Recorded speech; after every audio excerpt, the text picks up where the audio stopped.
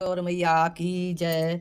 आज जो है गणगौर का व्रत है। हम गणगौर का पूजन करेंगे और गणगौर की पौराणिक कथा सुनेंगे। एक बार भगवान शंकर तथा पार्वती जी के साथ नारद जी भ्रमण के लिए निकले। चलते चलते वे चैत्र शुक्ल तृतीया के दिन गांव में पहुंच गए। एक गांव में पहुंचकर उनका आगमन सुनकर गांव के सभी कुलीन स्त्रियां उनके स्वागत के लिए स्वादिष्ट भोजन बनाने लगीं। भोजन बनाते समय उन्हें काफी विलंब हो गया, किंतु कुछ साधारण कुल की श्रेष्ठ स्त्रियों की पहले थालियों में हल्दी, अक्षत और पूजन लेके पहुंच गई। पार्वती जी उनके पूजा भाव को स्वीकार करके सारा सुहाग उन पर छिड़क दिया और उन्हें अटल सुहाग प्राप्ति का वरदान पाकर लौट गई। तत्पश्चात उच्च कुल की स्त्रियां अनेक प्रकार के पकवान बनाकर स्वयं साज सज्जा करके और जब वहां पर पहुंची तो सोने चांदी से निर्मित थालियों में विभिन्न प्रकार के पदार्थ थे। उन स्त्रियों को देखकर भगवान शंकर ने पार्वती जी से कहा, तुमने सारा सुहाग रस साधारण स्त्रियों को दे दिया है, अब इन्हें तुम क्या दोगी? तो पार्वती जी ने उत्तर दिया, हे प्राणनाथ, आप इसकी चिंता मत कीजिए। उन स्त्रियों को मैंने केवल ऊपरी पदार्थों से बना रस दिया था, इसलिए उनका रस धोती तक रहेगा, परंतु मैं उन उच्च कुल की स्त्रियों को अपनी उंगली का रस अमृत कर दूंगी। यह सुहाग उनके भाग में पड़ेगा और तन मन से वो सौभाग्यवती हो जाएंगी।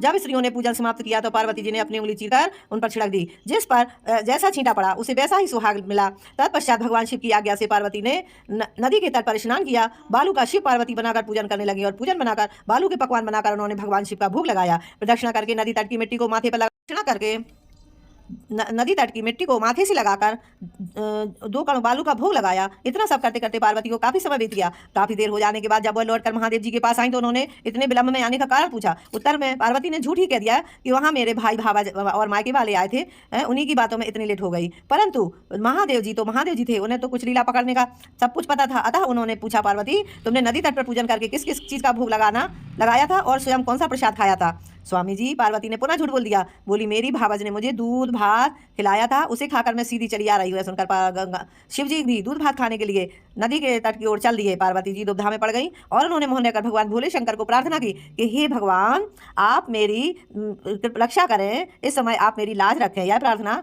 भगवान शंकर ने सुन ली और वह पीछे पीछे चल दी। वहां जाकर उन्हें नदी के किनारे एक महल दिखाई दिया जिसमें उन्हें अपने भाई और भावा सब दिखाई दिए। तो जब वो देखती रही तो उन्हें बहुत खुशी हुई और उनके भाई पार्वती जी के भाई भावज ने पार्वती जी और शंकर जी का बहुत भव्य स्वागत किया और वे वहां तक 2 दिन रहे। तीसरे दिन पार्वती जी ने शिव से चलने के लिए कहा, परंतु शिव जी वहां से आने को तैयार ना हुए। वो कहने लगे, अभी हम 1 दिन और रुकेंगे। तब पार्वती जी रूठकर अकेले चल दी तो शिव जी भी उनके साथ चल दिए। चलते चलते वह थोड़ी दूर निकल गए और निकलने के बाद उन्हें याद आया कि मेरी जो है माला भूल गई, छूट गई है। तो बोली, पार्वती जी कहने लगी, ठीक है, मैं लेके आती हूँ। तो पार्वती जी कहने लगी कि मैं आपकी माला लेके आती हूँ, लेकिन भगवान शिव कहने लगे, नहीं, ये माला नारद जी ही लाएंगे, तो ये नारद जी की ही लीला है और मैं किस योग्य हूँ। तब नारद जी ने सिर झुकाकर कहा, माता, आप सभी पतिव्रताओं की सर्वश्रेष्ठ हो, आप सौभाग्यशाली, समाज में आदिशक्ति हो, यह सब आपके पतिव्रत का प्रभाव है। संसार की स्त्रियां आपके नाम स्मरण मात्र से ही अटल सौभाग्य प्राप्त करती हैं और समस्त सिद्धियों को बना और मिटा सकती हैं। तब आपके लिए इस कर्म की कौन सी बड़ी बात है? हे महामाया, गोपनीय पूजन अधिक शक्तिशाली और सार्थक होता है।